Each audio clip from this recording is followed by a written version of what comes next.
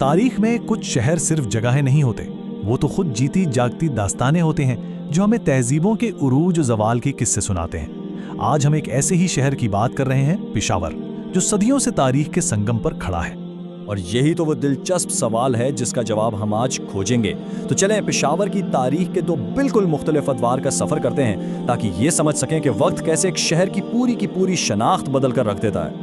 अच्छा, तो अपने सफ़र का आगाज़ करते हैं उस दौर से जब पेशावर सिर्फ एक शहर नहीं बल्कि आलमी अहमियत के मरकज़ में था। ये गंधारा तहजीब का सुनहरा दौर था।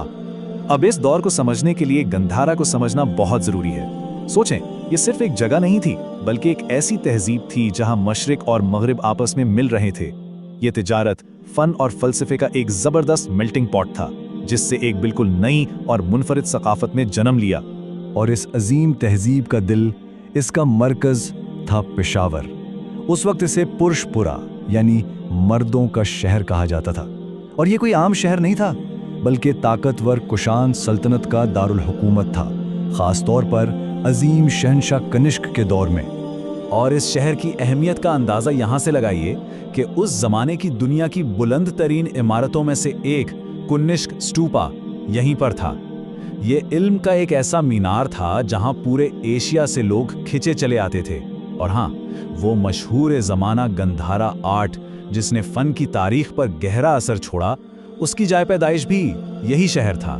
चलें अब वक्त में एक लंबी छलांग लगाते हैं, सदियां आगे, एक बिल्कुल नए दौर में। अब पेशावर दुनिया का मरकज नहीं रहा, अब ये एक बहुत बड़ी सल्तनत का किनारा, इसकी सरहद बन चुका है। जी हाँ, हम बात कर रहे हैं मुगल दौर की।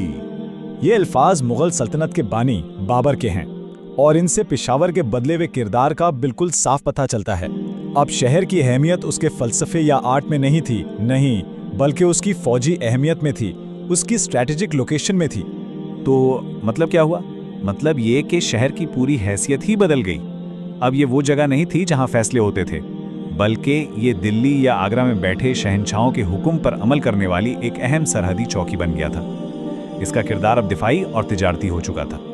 अच्छा, तो अब जब हमने दोनों ज़मानों की एक तस्वीर देख ली है तो क्यों ना इन दोनों को आमने सामने रख कर देखें। इससे ये समझना बहुत आसान हो जाएगा कि पेशावर की पहचान में कितनी ड्रामाई तब्दीली आई थी।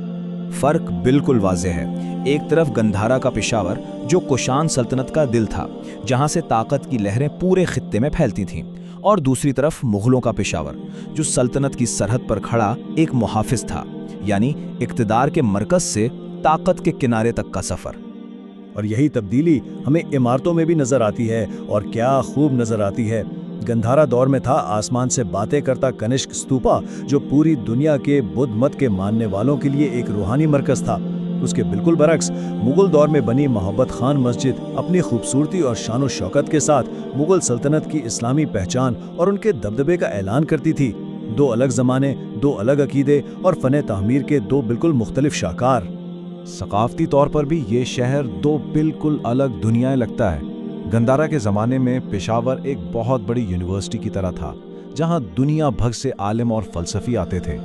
लेकिन मुग़ल दौर में ये एक मसरूफ़ फ़ौजी अड्डे और तिजारती मंडी जैसा था जहां अमलियत पसंदी और तिजारत का राज था। मतलब शहर की रूह ही जैसे बदल कर रह गई थी। तो सवाल यह है कि तारीख की इन सब तहों का, इन तमाम तब्दीलियों का आज के पेशावर पर क्या असर है। चलें देखते हैं कि ये अजीम विरसा आज कैसे जिंदा है। देखें, पेशावर की कहानी हमें एक बहुत अहम बात सिखाती है कि शहर भी जानदार होते हैं। वो वक्त के साथ बदलते हैं, खुद को नए हालात में ढालते हैं और अपने अंदर हर दौर की निशानी महफूज कर लेते हैं। गंधारा के फ़लसफ़े से लेकर मुग़लों की हिकमत अमली तक हर चीज़ ने मिलकर आज के पेशावर को वो बनाया है जो वो है। और आखिर में एक सवाल जो हम सबको सोचना चाहिए, पेशावर की तरह हमारे अपने शहरों की भी कितनी ही गहरी और छुपी हुई कहानियां हैं। अगर हम अपने इर्द गिर्द की इमारतों, गलियों और बाजारों को गौर से देखें तो वो हमें अपनी कौन सी दास्तानें सुना सकते हैं।